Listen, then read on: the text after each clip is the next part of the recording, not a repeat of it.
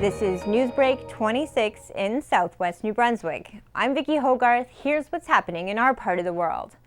At a press conference in Fredericton on Tuesday, Chief Medical Officer of Health, Dr. Jennifer Russell, announced a new milestone in New Brunswick's vaccine eligibility rollout. Last week, we made the vaccine available to every New Brunswicker over the age of 30, and today we are opening our COVID-19 vaccine campaign to all New Brunswickers over the age of 18. Dr. Russell says she's confident New Brunswick is on target to meet its vaccination goals.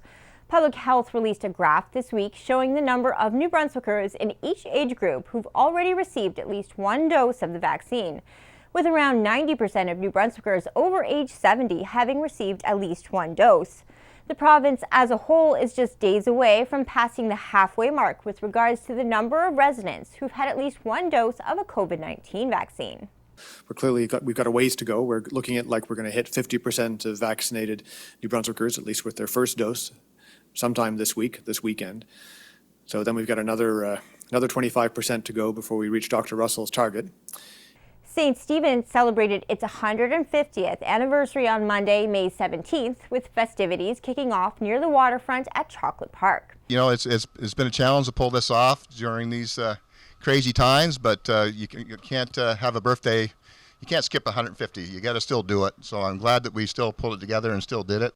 So on this 150th anniversary, I think it's worth pausing to remember the contribution of St. Stephen to Charlotte County as well as New Brunswick.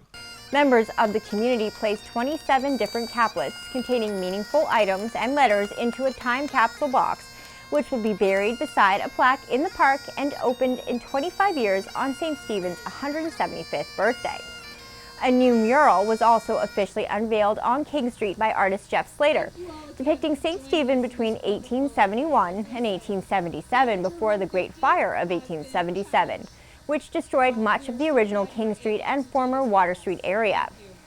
A lot of places would have packed it in after such a tragedy, but not this place. Because they had incorporated, because they were working together, St. Stephen decided to rebuild.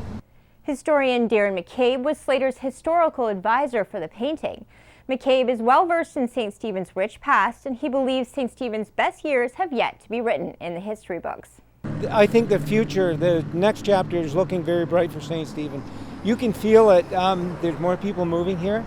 The houses are selling up like hotcakes. You hear the businesses, more businesses are open. Due to COVID-19 regulations, the number of attendees at the anniversary events was limited. St. Stephen 150 chairperson Ghislaine Wheaton says COVID-19 regulations were part of the inspiration for commissioning a mural that everyone in the community could enjoy and experience on their own time. We limited the number of people today, but still everybody that comes to St. Stephen, comes through St. Stephen, is going to be able to see that, that mural. Thank you everybody for coming. Finally, a ribbon cutting ceremony for the new St. Andrew's Wellness Center located at the W.C. O'Neill Arena took place on Friday. The new Wellness Center is not only home to longtime St. Andrew's family physician Dr. Brian Pierre, it also attracted a second family physician, Dr. Julie Levesque-Taylor, to the community. Levesque-Taylor, who is originally from Moncton, spent the last 23 years working outside of Winnipeg and jumped at the opportunity to relocate to her home province with the opening of the new center. The center also has a physiotherapist and an athletic therapist on site and hopes to attract a dentist and have a gym at the facility soon. St. Andrews Mayor Doug Naish said the new wellness center is the greatest accomplishment of the 5-year term of the current council. But our most important accomplishment, has already been outlined, is this wellness center, and it's our magnus opus, our great work of the time that we have been here. That's all the news I have for you. For more stories and live-streamed COVID-19 updates for New Brunswick, follow us on Facebook at CHCO.TV. A news and public affairs production of CHCO-TV, New Brunswick's only source for independent community television.